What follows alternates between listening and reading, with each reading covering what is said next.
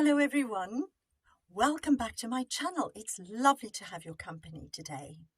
So it's Tuesday, it must be Love Crew Book Club Day. Yes, I know, it's a long time since I've posted anything about the Love Crew Book Club, and I do apologise for that. I intend to do a lot better this year. These take a little bit longer to create. I guess that's why they take a bit longer to upload. But if you've ever wondered why I formed the Love Crew Book Club and why I'm talking about love, you may have noticed that love is a major theme in all my books and stories. And by that, I don't just mean romantic love. There's all kinds of love in all my books and stories. And I personally feel that love is the most important thing. And through doing these videos and looking at these books that we're looking at in the Love Crew Book Club, I hope to discover why. And I hope you'll join me on this journey of discovery. So today we're going to look at chapter 3 of Leo Buscaglia's book, Love, What It Is and What It Isn't. So let's dive right in. Chapter 3 starts with a quote from the Bible. It's a great quote, whether you're religious or not, so I'll read it for you here. Love is patient and kind. Love is not jealous or conceited or proud. Love is not ill-mannered or selfish or irritable. Love does not keep a record of wrongs. Love is not happy with evil, but is happy with the truth. Love never gives up. Its faith, hope, and patience never fail. Love is eternal. There are faith, hope, and love, these three, but the greatest of these is love. I feel we can all agree it's a great definition of what love can be. Professor Buscaglia states, it's strange, however, how to a great extent the job of dealing with love is left to artists, poets, philosophers, and holy men. Scientists seem to avoid the subject. He says, however, that some recognize it as a reality, while others see it only as a fantasized construct to give a meaningless life meaning. Some condemn it as out-and-out pathological. I wholeheartedly agree with him. There is no doubt that love is not an easy subject to contemplate and dissect. But, and again I agree with him, for such a powerful life force to remain ignored, uninvestigated, and condemned by the social scientists is ludicrous. Professor Buscaglia suggests perhaps the fears are founded in a semantic base. There is perhaps no word more misused than love. He cites François Villon, the French romantic poet, who decried the fact that we constantly beggar the poor love word to base kitchen usages and workaday desires. A person may love God and love apple pie or football. He may see love as sacrifice or dependency. He may think of love only in a male-female relationship, as a referent to sexual love, or he may see it only in saintly purity. Professor Buscaglia postulates we are obliged as individuals to arrive at some understanding of love before we can deal with it. He states love is many things, perhaps too many things to be definitive about it. So one who attempts a definition runs the danger of ending up being vague or nebulous and arriving nowhere. He told us previously that each of us have learned and continue to learn love in a most individual and unique fashion. To expect us to understand the word when used by another in anything but a general sense is to expect the miraculous. So, for example, if someone says, "I love apple pie," there would be little doubt what the person meant, namely that apple pie appealed to their gastronomic tastes. But if the same person were to say to the other, "I love you," this would be another matter. We would have a tendency to question, what does he mean by that? Does he love my body, my mind? Does he love me at this moment, forever, and so on? Professor Buscaglia has told us that love is a learned emotional reaction, that it is a response to a learned group of stimuli and behaviours. And like all learned behaviour, it is affected by the interaction of the learner with their environment, the person's learning ability, and the type and strength of the reinforcers present. That is, which people respond, how they respond, and to what degree they respond to his or her expressed love. He goes on to say that love is a dynamic interaction, lived every second of our lives, all of our lives. Therefore, it is everywhere at every time. For this reason, he says, he is put off by the phrase, to fall in love. He does not believe that one falls in or out of love. I wonder what your thoughts are about falling in and out of love. Do you agree with him that we don't fall in and out of love?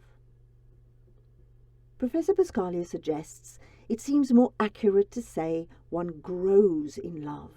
The more we learn, the more our opportunities to change our behavioural responses and thus expand our ability to love.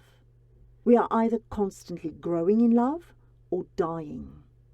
Therefore, our actions as well as our interactions will change throughout our lives. One does not fall in or out of love, one grows in love. I agree with Professor Buscaglia when he says, if one wishes to know love, one must live love in action. To think or read about love or carry on profound discourses on love is all very well, but in the last analysis will offer few, if any, real answers. Thoughts, readings, and discourses on love are of value only as they present questions to be acted upon. We will learn love only with fresh insight, with each new bit of knowledge which to act out and which is reacted to, or our knowledge is valueless. In other words, Professor Buscaglia says one lives the questions. But in order to live the questions, it is logical that one will have to pose them. In living the questions, we will learn many truths about love. Among them, that love is not a thing. It's not a commodity that can be bartered for, or bought, or sold, nor can it be forced upon or from someone. It can only be voluntarily given away. If an individual chooses to share it with all men alike, they're free to do so. If they choose to reserve it for a unique few, they may do this also. Our love is ours to give. There are people available for purchase, body and mind, in the name of love. But it's only a self-deceiver who believes that love can truly be bought. They may buy another's body, time, or earthly possessions, but will never buy their love. One may choose to pretend love for a price. This is a dramatic art, Professor Buscaglia says, which has been perfected by many to the extent to which it is impossible for anyone to discern the deceit. But this game of playing love is not easy. The cost is great and never worth the price. Love cannot be captured or tied to a wall. Love only slips through the chains. If love wills to take another course, it goes. And all the prisons, guards, chains, or obstructions in the world aren't strong enough to detain it for a second. He explains further, if one human being ceases to will to grow in love with another, the other may play several parts to hold their love interest. They may become a villain and threaten their love. They may become generous and offer gifts. They may become the schemer and make their love feel guilty. They may become crafty and trick their love into remaining, or may change their own self to meet the other's needs. But whatever they do, the other's love is gone, and they will receive for all their energies only an empty body devoid of love, all but dead. So the prize for their efforts will be to live out their life, holding on desperately and giving their love to a lifeless, loveless human frame. This, Professor Buscaglia states, though it may seem revolting, is common practice, often performed for security, fame or fortune. The dynamics become even more grotesque when one considers that this dead-ended relationship forfeits all possibilities of a lover's continued growth. Love is always open arms.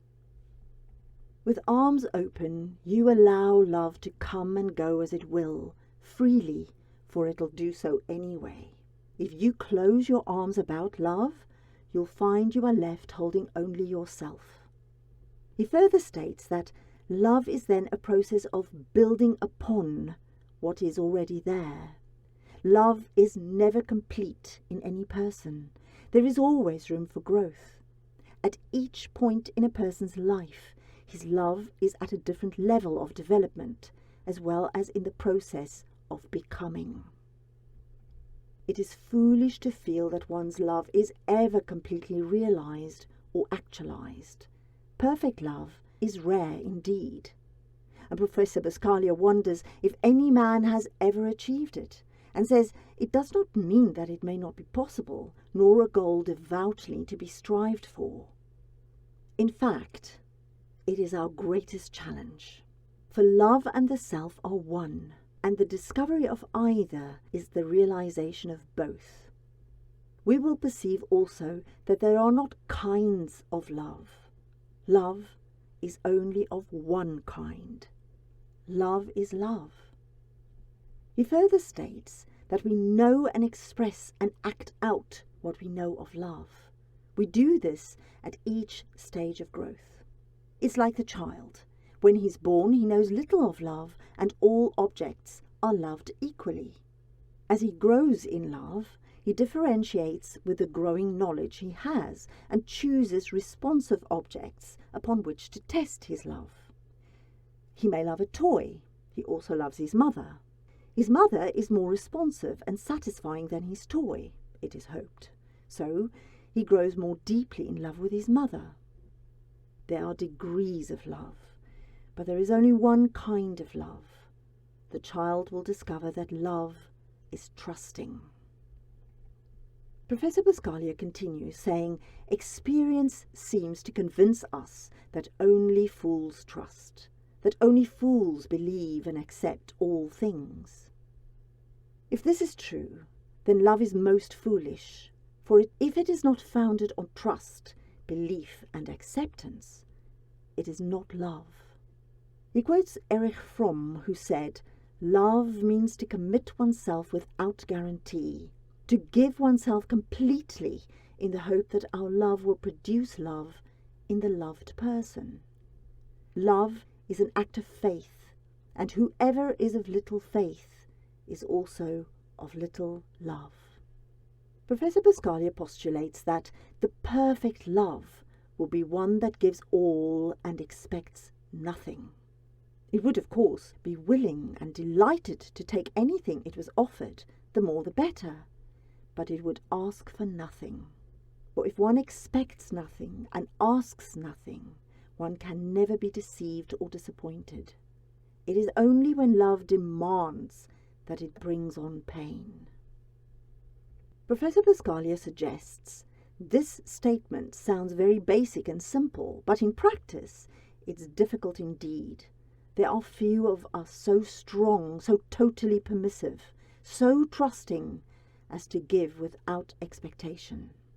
It is not surprising, since we are taught from infanthood to anticipate a reward for any effort expended. If we work, we demand a proper wage, or we will quit. If we cultivate plants and trees, we expect flowers and fruits, or we'll chop them down. If we invest time in a task, we await some satisfaction or praise, or we refuse to do it again. In fact, he says, A demonstrated reward is often the sole motivation for learning.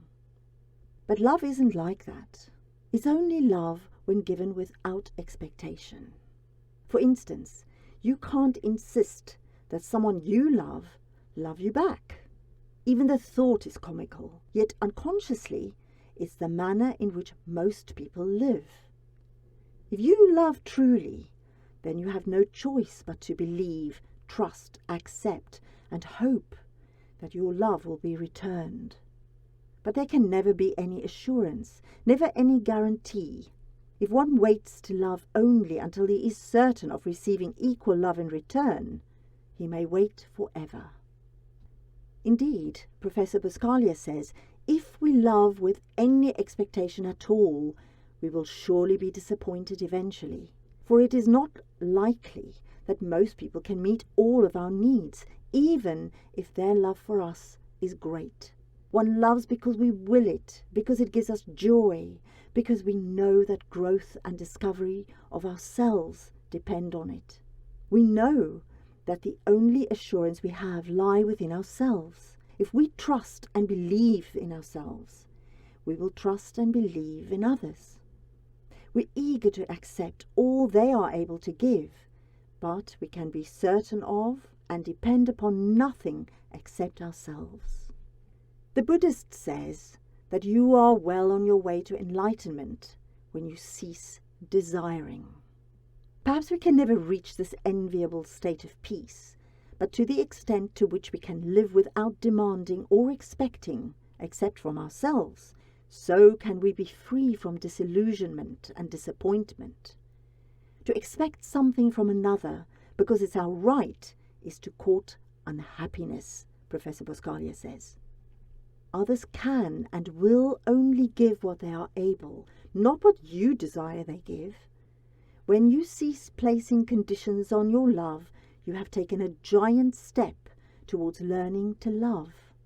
The human seeking love will find that love is patient. The lover knows that each person can enhance their knowledge of love and bring them closer to themselves. They know that experience and the knowledge people have of love differs. They're excited by the idea that a relationship is a sharing, a mutual revealing of one's knowledge of love. They know that each person has an endless capacity to love, but that capacity will be realized differently in everyone. Professor Buscaglia suggests each person will grow at their own rate, in their own manner, at their own time, by way of their unique self. Therefore, it's helpless to berate, judge, predict, demand, or assume. Love must be patient. Love waits. This doesn't mean that love sits passively forever, if necessary, for the person to grow. Love is active, not passive. It is continually engaged in the process of opening new doors and windows so that fresh ideas and questions can be admitted. It shares in knowledge and offers a proving ground for trying out what is learned. It sets an appetizing, attractive, gourmet table, but it cannot force anyone to eat. It allows each the freedom to select and reject according to their taste. Professor Buscaglia reminds us that love's potential is limitless. Love offers itself as a continual feast to be nourished upon. Love has a different manner of revealing itself through each person. To expect others to love as you do is unrealistic. Only you are you, and can therefore respond to love, give love, and feel love as you do. The adventure lies in the discovery of love in yourself and others, in watching love in others revealing itself, the soft, wondrous disclosure, the gentle, guarded unfolding. Love isn't afraid to feel and cries for expression. But cultures vary in their attitudes about emotional demonstrativeness. In some cultures, the cries of the family at a funeral are expected. Friends would be surprised and shocked if it were otherwise. In other cultures, a calm, austere approach to death is highly approved, and the show of emotion would be surely frowned upon. In America, for instance, Professor Buscaglia says, most children are taught to control their emotions, to internalize their feelings. To be demonstrative, to laugh uproariously or weep bitterly are signs of immaturity. Only babies cry. It isn't surprising, then, that the adult finds it difficult to express strong feelings, such as love. It's difficult for them to verbalize what they feel. They don't have the words or the practice. However, Professor Buscaglia reminds us that strong emotions are present in all people. Without feeling, we would not be human. It's unnatural for someone to hide what they're feeling, though if taught to do so, they can learn. Love teaches us to show what we're feeling. Love never presupposes that it can be discerned or felt without expression. He states that tears are all but disappearing in our culture. Certainly a man doesn't cry, and even a woman is considered emotional if she weeps. So we must all cry alone, or risk the title of neurotic or odd. So we sit back in loneliness and physical isolation. But love has a need to express physically. Love lives the moment. Most people are either living in yesterday or busily working for tomorrow. They look back to the good old days with fondness and try to find in the present the security of the past. They soon discover that they are standing still and don't realize that in our fast-moving world, to stand still is to move backwards, and to move backwards is to die. The past is dead. It's unreal. It has value only as it affects the moment. Professor Buscaglia further reminds us that love has meaning only as it is experienced in the now. There is only the moment, the now. Only what you are experiencing at this second is real. This does not mean live for the moment. It means you live the moment, a very different thing. There's value in the past. After all, it brought you to where you are. There is value in the future, but it lies in the dream, for who can predict tomorrow?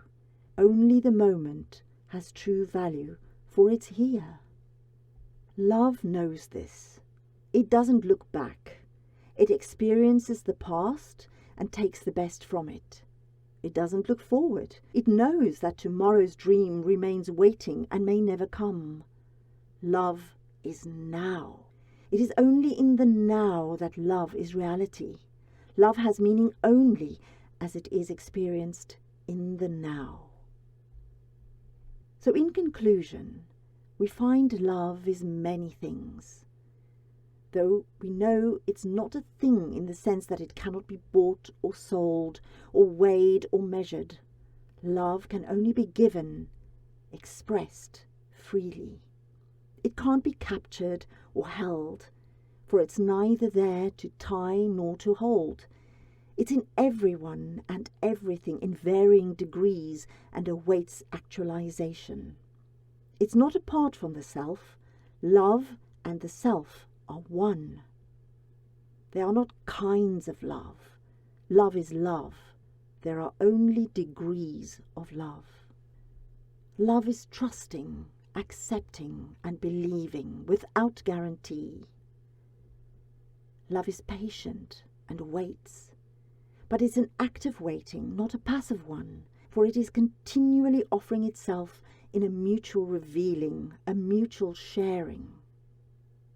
Love is spontaneous and craves expression through joy, through beauty, through truth, even through tears. Love lives the moment. It's neither lost in yesterday, nor does it crave for tomorrow. Love is now. Thank you for listening to excerpts of Chapter 3 from Leo Buscaglia's book, Love, What It Is and What It Isn't. Next, we'll look at Chapter 4, Love Knows No Age. If you've enjoyed this podcast, I'd be very grateful if you'd like and share it with those you feel might like it also. And if you haven't already subscribed and hit the notification bell, I'd be delighted if you do so, because you'll be notified when I upload the next video or podcast, and it will show me that you liked it. Plus, apparently, the algorithms will love it too. Until next time.